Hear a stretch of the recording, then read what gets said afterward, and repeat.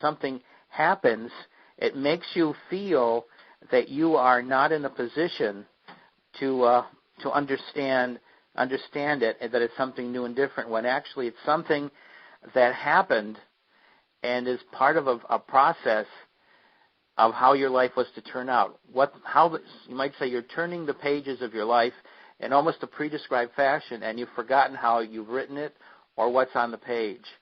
And to me, a lot of free will is that. There's also certain periods that you set up in your life contract where you do make some minor decisions, actually, because I consider all the major ones to be predetermined. And that's really the true free will, and we can't really discern one from the other because we don't fully understand it. And every so often we'll have these little flashes where we have this deja vu feeling happening, and that's really when we connect with our spiritual aspects, our higher self, and it's telling us this is supposed to happen. And to us it sounds strange or feels strange and weird.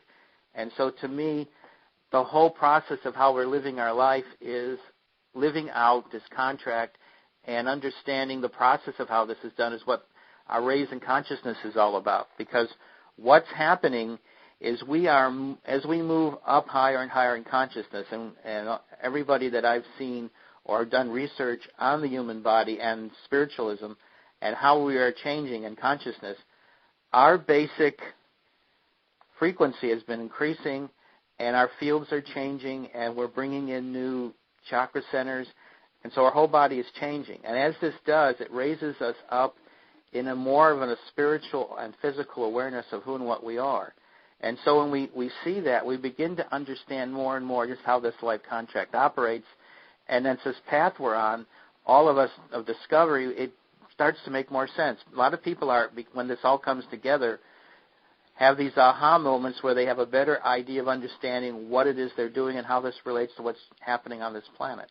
Do you think that from our current state of consciousness, a valid feedback mechanism to know when we're on track is when we feel joy? Exactly. Okay. So maybe we could talk a little bit as we're going through this process to this full consciousness, as we're going through this transition period.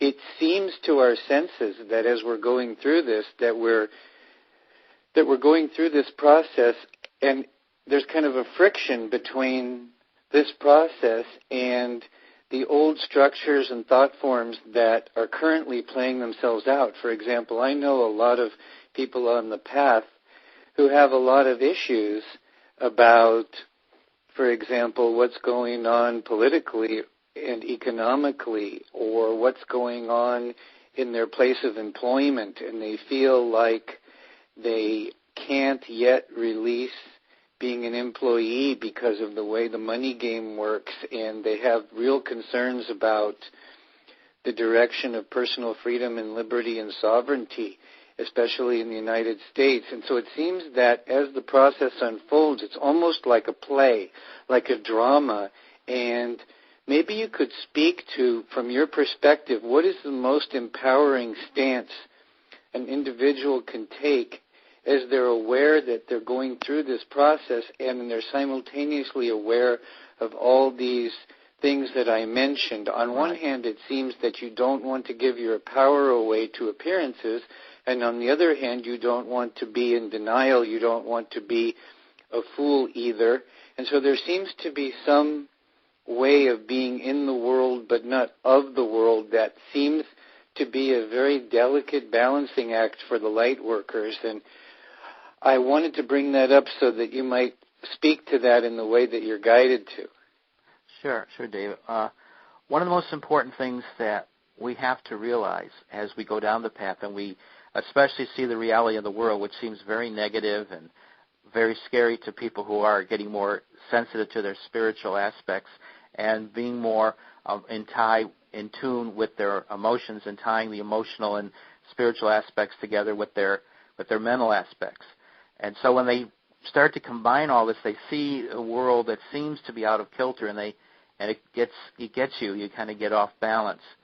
So one of the most important things that I would suggest is just meditating daily on the whole process of change and just getting in touch with your inner self and letting that guide you, because many times stuff that you may not like may be part of a process of teaching you or learning, helping you to learn what is going on. So the key is, as what we just explained, is seek what brings you joy, and also seek discernment on how getting to that joy, what you have to do, what is the right thing, what is the wrong thing to get there. And so that, I think, is really the most important thing that we can do is, one, stay centered, two, look at what's your joy, and when you do something, if there's not joy in it, go inside and work on what does that really mean to what I'm doing. And so just meditate on it. It may take days. It may take a little longer. You'll begin to get discernment on the process that's happening to you, and then you can begin to see a plan developing, and you can ask about it. So always ask for your inner guidance, because your inner guidance doesn't have that amnesia. It knows where you're supposed to go. It knows what you're supposed to do, and it understands that the process you're going through can at times be very difficult and very trying, but it wants to help you in the best way possible so that your divine elements are brought out as highly as is supposed to be for this lifetime. And so, to me, that's the most important thing, is to always be inside with things. Don't let the outer lower emotions guide what you're doing. Always look inside. Always remain positive. Always remain centered. Always seek joy and discernment. And if you stay on that plan, you'll begin to see how things that may at times be difficult will start to change. And as far as the outside world goes, if you feel important to help the process along on what you feel is right, do that. It's always important for people to participate in ways that they feel is important, but also to do it in ways that is important for your own development. So always seek that discernment, always seek the joy, always seek to remain centered and positive about everything that's happening, even though at times emotionally you may feel very negative, and at times things may hit you that may get you off center. Just work always to get into that centeredness and always into that positive energies, and just go forward with that, and always ask for the guidance, because it's always there. You are never alone.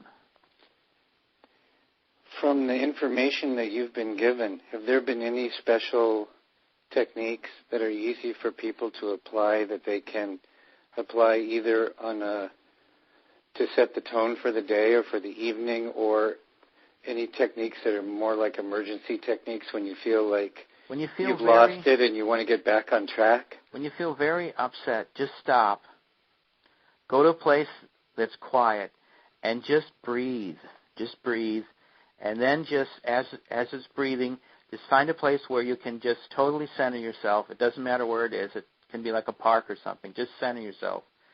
Just breathe and just be one with yourself, and just ask for guidance on this. And just look at it not as something that's just happened that's serious, or else if you're in the workplace, just go to, say, where your workspace is, and just do that. Just quiet yourself, center yourself for 10 or 15 or 20 minutes, and just get it together. Whatever's taken and it's necessary for you to do that. And never try to act out of your emotions. Look at acting out of your emotions as being something that you have to learn to get over. And if there's any emotions you can act out of, it's the higher emotions of love and caring and nurturing. And these are things that really has helped me a lot. Okay. I can tell you that. Let me ask you this. In terms of the sort of the play that's being set up on the planet right now, it, at a soul level, reminds me, in terms of the theme of the drama, a lot like what was going on toward the end times of the Atlantean civilizations, where the power got concentrated in the hands of groups of people whose lust for power had gone beyond their level of spiritual development. And I know that for a lot of us, at some level, we're getting triggered back to some of those memories where the way those chapters finished wasn't really a pretty picture. And I was wondering if you could speak to what information you have that could give confidence to the light workers about what it is about this particular chapter, why you're so optimistic that the play will end much more positively. Well, what happened in the Atlantean times was that there had been a predisposition to end it in a negative way, which was to bring what people like to call a fall, which is our fall into the limited conscious state, which we've been gradually, very gradually, over the last 13 millennia, and then on a much quicker pace in the last decade, and especially the last half decade, moving upwards. And what's going to happen this time that makes it different